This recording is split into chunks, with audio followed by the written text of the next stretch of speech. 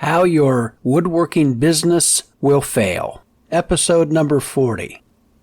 There's a lot of different reasons for businesses to fail, but we can pretty much break them all down into two categories: too much or not enough.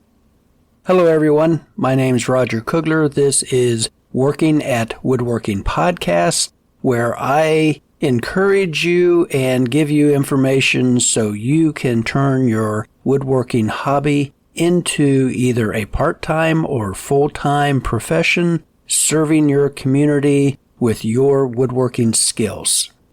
So, not necessarily the most inviting title for a podcast episode, but I think one that is very important. There are some of you out there who would like to kind of turn your woodworking hobby into a money-making venture. Maybe it's just a sideline, a gig. And there are others of you who have been doing this for a number of years. And there's always this nagging feeling that this could all fail and go away. It's reality. Things happen. But if we look at what could happen in the context of two narrow fields, I think we could shed some light on what could happen and provide suggestions on how to fix that. So to start with, the first category, the too much category. And number one at the top of the list, the undisputed champion of too much is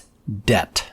You have too much debt. Debt will put a stranglehold on your profits, your profitability, your cash flow, and unless you take control of it, it will kill the company. It's just like a BOA, not to be confused with Bank of America. I did not make that reference. So how do you get too much debt? Well, there's two ways that happens. Number one, you spend too much money. You buy too much stuff with money you don't have.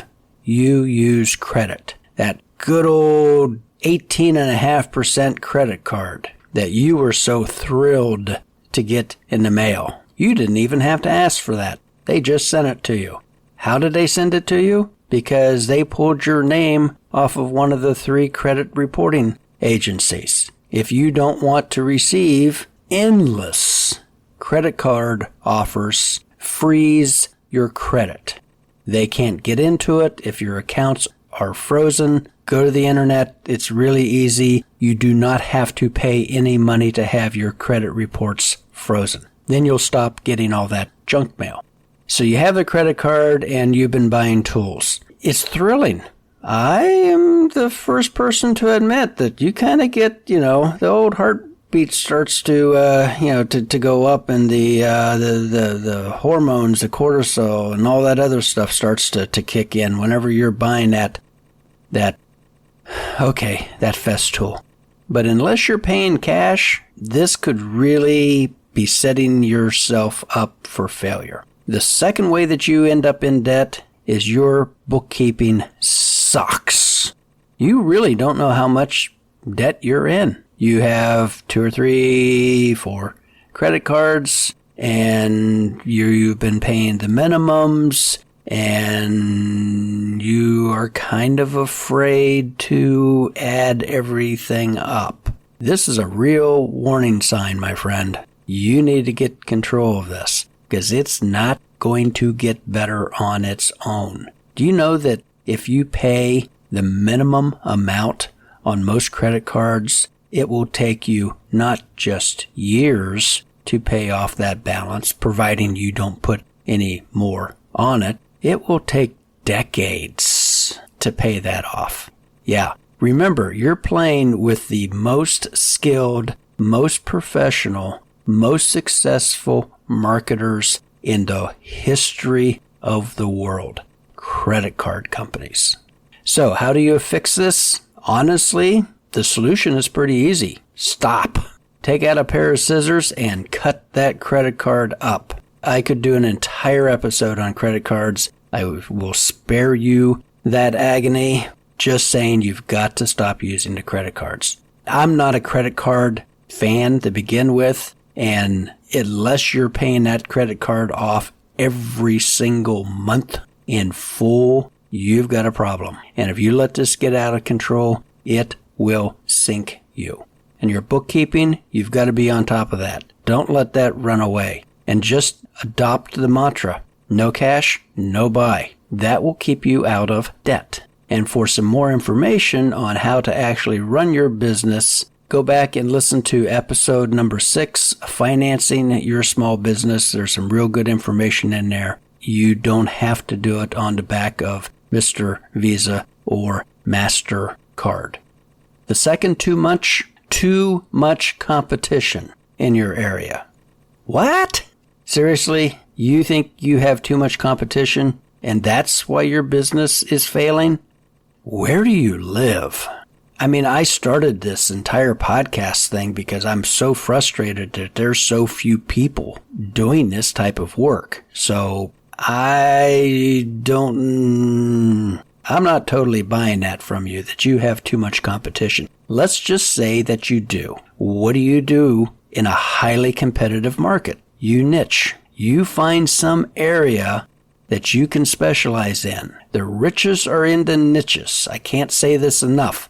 Niche, or Nietzsche in German, or netto in Spanish. How about nica in Italian, or niche in French?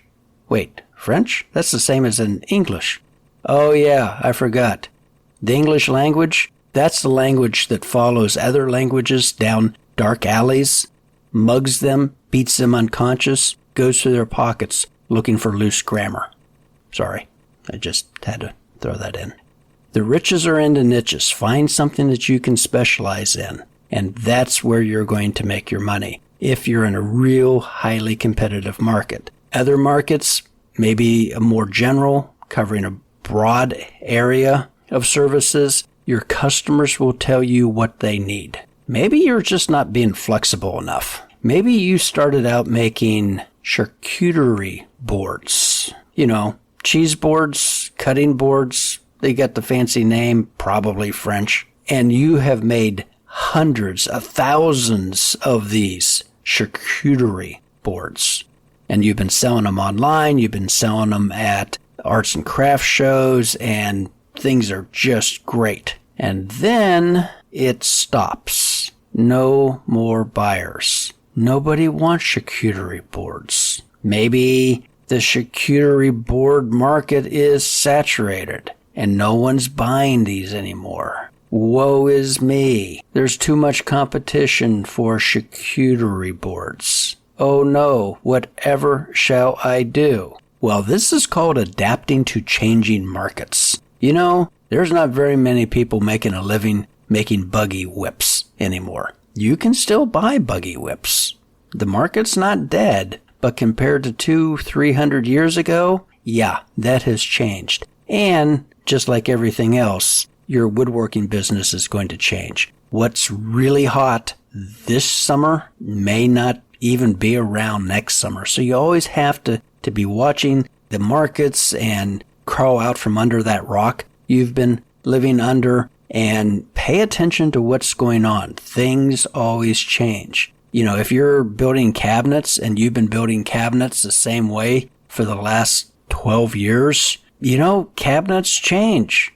And you need to stay up on this stuff. Read the trade magazines. Join the trade organizations. Go to a trade show. There's a concept. Stay informed. You should be telling your customers what's hot, not the other way around. That could be rather embarrassing for you, actually.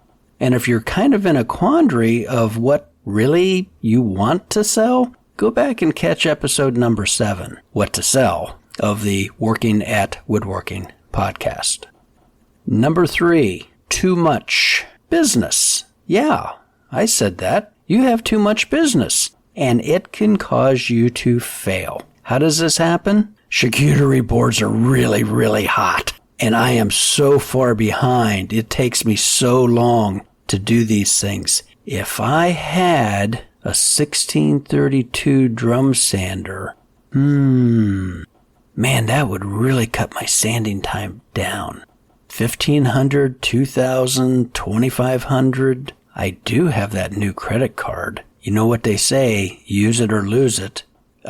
Yeah, that's the credit card companies that are saying that, not the financial advisors.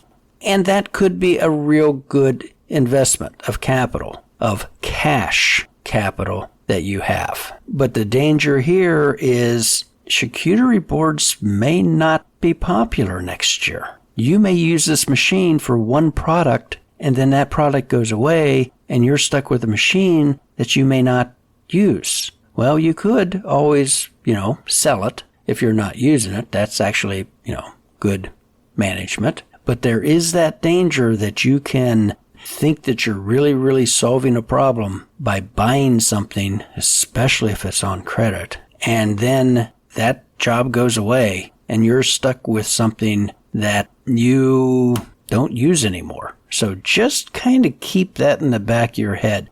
I talked about this in episode number 21, Tools for Production Work, and depending on what you're making, sometimes these production machines can be very, very specialized, that literally they do one thing. And if that one thing goes away and you're stuck with that machine, especially if you're paying 18, 25% interest, that can be a real knock. Okay, the last of the too much category. Too much saying yes too often. It's easy to do.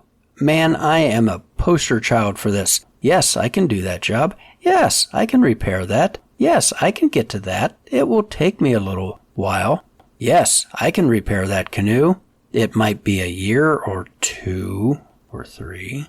Saying yes can get you in a lot of trouble. When you have so much work that you have agreed to do, you've put your name on this can become overwhelming. You really don't enjoy going out to the shop first thing in the morning because where do I start? I am so far behind on so many different things. Maybe you are doing all your work chronologically, first in, first out. Maybe you're doing the tried and true squeaky wheel gets the first job done. Whoever's screaming the loudest at you, that's the job that you get done. If you have a real small shop, maybe you're doing it by volume. The job that's taking up the most room is the one that gets done the quickest so that you have more room. I'm guilty of that.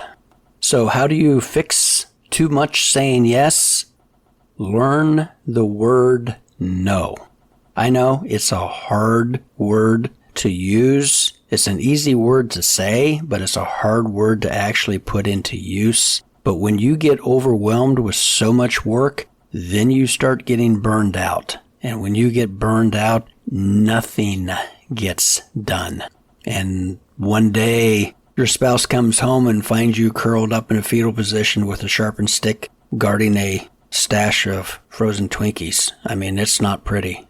You need to get a handle on this. So how do you get a handle on this? Control and focus. Number 1, you need to learn to actually say that word. When you say that word, you will not spontaneously combust. Guaranteed. And what may be a huge shock to you, the person that you say it to will also not spontaneously combust. In fact, I think more people handle hearing the word no better than the people who are saying the word no. So get used to that word, saying no. And this really boils down to focusing on what is important. No, that's not right. Focusing on who is important.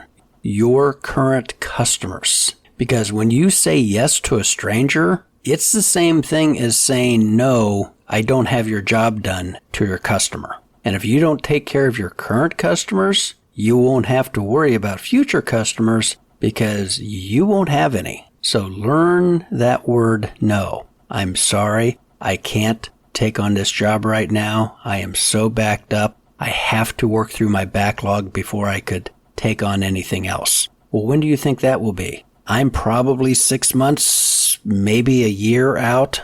Oh, wow. Well, could you put me on your list? this is not a bad way of doing it. Just create a list of people's names, their phone number, and what the job is. And that's future money in the bank right there. I mean, you can work through that list. I know several people who use that method. And it doesn't mean that if you have 20 people on your list that you have 20 jobs ahead of you, because some of those people are going to find other people to do those jobs, or they're going to lose interest, or they're going to move to Boca Raton. So the job goes away, but it's a list that you could go through. Oh, here's a neat marketing idea. If you put them on a list, on an email list, and then you could create a newsletter that you could email to everyone on your list, keeping them informed, keeping your name in front of them. That would just probably bring in more customers, which is what you don't really want. Okay, so that wraps up the too much reasons you will fail at your woodworking business. Now, let's get into the not enough reasons for your woodworking business to fail. You say you don't have enough business. What? Yeah, my phone's not ringing. I'm sitting here. I don't have any jobs lined up. Well, does anyone know your phone number? How do customers find you? And in today's age, that answer is called the internet. How's your website? Is it down? Did you pay the hosting fee this month? Oh, you don't have a website. Well, but I'm sure your social media is paying off. You're not even on Facebook? But Angie, Home Advisor, Yelp, those aren't bringing any traffic? Oh, you're not on those either. So you literally are under a rock, maybe curled up in a fetal position with a sharpened stick guarding a stash of frozen Twinkies. Yes, you need a marketing plan. And for that, you might want to go back and listen to episode number 4, your internet presence, and also episode number 30, building a website for your woodworking business. This stuff just doesn't happen by magic. And if you don't have these things, it's very likely that your phone's not ringing. Now, I'm not saying that you need to take out a full-page ad in the Washington Post or the Times or anything like that, but you need to do the very basics here when it comes to establishing your presence on the internet. And that's how people are going to find you. Yellow Pages. Well, there are no Yellow Pages. There's the Yellow Page website that you should register. It's free, and all of these directories, every one that you can find, you need to sign up for. But that's how people are going to find you. Business cards, of course, you give 3 or 4 business cards to every client that you do work for, right? Oh, you don't. Okay, you need to become a people person. You need to interact with people and get your name out. You need to work on your elevator pitch. That's a little 20-second response that you give somebody that you meet at a party, a cookout, a barbecue. When they ask, what do you do? Boom, 20 seconds, they know exactly what you do. And usually that leads to something like, hey, I have a rocker that was my grandmother's. And the one rocker has this crack in it. Is that something that you could fix? Boom, job. That simple. Hand them a business card, get their information, and set up a time, and you are now back in business. The second, not enough, and this is kind of a big one, not enough working. You're not getting enough stuff done. You are allowing distractions to take over your workday. Oh, I've got to go get the oil changed in the car. Oh, we're out of eggs. I should probably pick up some eggs on the way back from getting the oil changed. I know, especially if you're working from home, especially if your shop is attached to the home. It is so easy to go ahead and throw all the dishes into the dishwasher and get that started so you have clean plates for dinner tonight. That laundry, yeah, if I want to wear a decent shirt tomorrow, I'm going to need to do that. I mean, especially working from home, you've got to be disciplined. Either accept that you're going to do some domestic chores during work hours and also accept that you're going to do some work during domestic hours. In other words, when you're out there in the shop at 7:30 in the evening putting another coat of varnish on a project, that's okay. There is a balance there that you need to find. But if one thing is dominating the other and you're not getting work done, you need to fix that. And having said that, I would like to announce that this is the final episode of this podcast. No, I'm kidding. Distractions. Deadlines is a technique that some people use. When you take in that rocking chair that has the cracked rocker, you tell the person, I will have this done for you on August 12th. That's the deadline. You write it down. I use these little 3x5 tags that have the little string on the end of them, and I write down the customer's, name, phone number, contact information, the date I brought it in, and the date that I have promised it. And that actually works fairly well because I do work under deadline pressure pretty well. One of the most dangerous words a customer can say to me is, no hurry, whenever you get around to it. Yeah, they're going to learn what eternity is. So sometimes you just need to set your own personal deadlines on things and work really hard to try to establish those. And a lot of this gets into personality types. There are some people who, when there's a deadline, there's a task, there's something that needs to be done, they literally will not sleep until they get that done. There's other people, they could have 20 things stacked up, 2 months late, they sleep like a baby. So this just really kind of gets into, personality types, which is interesting. I would encourage you, if this is something you're struggling with, to read Michael Gerber's book, The E-Myth. It was a book that was real popular, 10 years ago, and he's come out with a revised edition. The E-Myth is the myth surrounding entrepreneurship. And he does a really good job of breaking people down into 3 groups. You have the technician, the manager, and the entrepreneur. And he goes through a scenario, at least the book that I read years ago, of a plumber. He's a master plumber. He's been doing this for 10 years.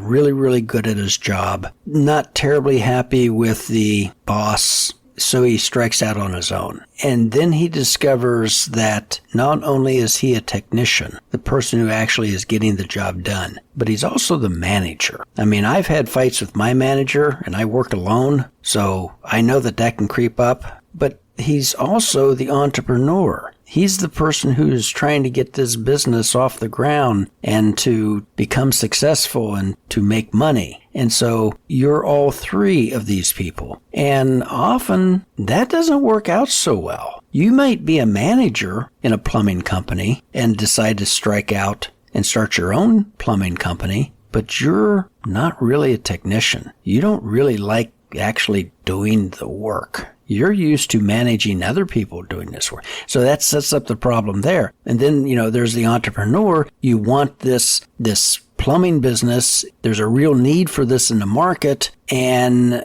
you're not really a technician. You don't really know plumbing. And you've never really supervised any plumbers. So this book really explores the relationships between those 3 things. And it was a great help to me to kind of figure out, why me as an employee wasn't working out as well as me as a manager or as I'm so confused right now. The book really did help me kind of sort some things out. I would highly recommend it to you, and there's a link in the show notes.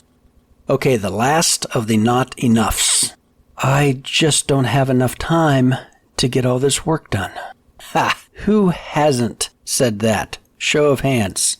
Yep, that's what I thought. Time management. Ouch. That affects everyone. I don't care if you're an employee, a manager, an entrepreneur. Time management is tough. And we've talked a little bit about that today. We talked a little bit about that last episode. Maybe if I actually find my time management books that I have read over the years, whenever I get time, we'll put together an episode on that. I am certainly no expert, and I am not the poster child as a time management expert, more of a poster child the other way. One book that I did read that was helpful was 7 Habits of Highly Effective People. It's literally a classic in the business world. It's been around forever. It's been various additions to it. Link in the show notes. And if you are a reader, it's summer, maybe you're doing some beach time, out in the sun, maybe in a hammock, cool drink in the shade. There's a lot of really good business books out there that you don't have to be a CEO of a Fortune 500 company to gain knowledge and information from. I'm a big Dave Ramsey fan, and he has a list of 29 books that not all of them are about business. A few of them are about lifestyle, family, that type of thing. But I'll leave a link in the show notes on his list. And there's a lot in there that pertains to business that I think you'll find very, very useful if you're a reader. So let me kind of apologize for the episode title, How Your Woodworking Business Will Fail. I don't mean to scare anyone. The intention is to actually encourage you, and if you know how your business could fail and you learn the steps that you should take to keep that from happening, well, then your business is just all the stronger and all the more successful in the way you're operating it. And for fence sitters out there, you folks who are kind of thinking about getting into this as a part-time gig, maybe a full-time gig, or maybe you're retired and getting really bored with golf every day, take this as some encouragement. These are the warnings, the things that can go wrong, and you can set yourself up to not go down those paths. And if I had to summarize the entire episode, I would probably have to say, learn to say no when you need to and stay out of debt. I mean, those are probably the 2 biggest things right there that will sink most people. So, recommendations, all the things that I had just previously mentioned, all books, the E-Myth, Revised 7 Habits of Highly Effective People, and the Dave Ramsey reading list, links in the show notes. Missed jobs, email this morning from a gentleman who needs a bathroom vanity. He actually has the walnut for the vanity, but he says he kind of lacks the skills and the tools to do a good job on this. I've got to pass. I just have to say no, because if I don't, and if I say yes, I'm saying no to my current customers that no, your job's not done yet. And I'm sticking with that. It's hard, but that's where I am right now, and that's what I need. What I need is some of you folks to step up and say, hey, I would love to have that job, and contact me. I'll put you in touch. I also picked up a new affiliate that I'm kind of excited about. I was listening to a video by Stumpy Nubs on YouTube, and he mentioned Taylor Tools. It's a company out in Missouri. Nice website, and they have an affiliate program that if you follow the link in the show notes and buy something from them, I get a small commission, and that helps to support the show. I bought a 10-inch gent saw from them. It's a PAX made in England. It's a 20 TPI, which I'm not a big fan of 20 TPI. I think 14 or 16 teeth per inch is good for a little dovetail saw. My current dovetail saw is like 35 years old and not very pretty. So I had a student and decided I was going to upgrade a little bit. But I probably will resharpen the teeth. I'm not terribly happy with the teeth geometry. Hey, that's an idea for an episode. Sawtooth geometry. Okay, maybe not. I'll tell you what, if I get 3 people contacting me about sawtooth geometry, I'll do an episode on it. Yeah, that's not going to happen. Or you could always buy me a cup of coffee. There's a link in the show notes. That really helps support the program, and I greatly appreciate it. Again, I would like to thank everyone for downloading and listening. And until next week, happy woodworking.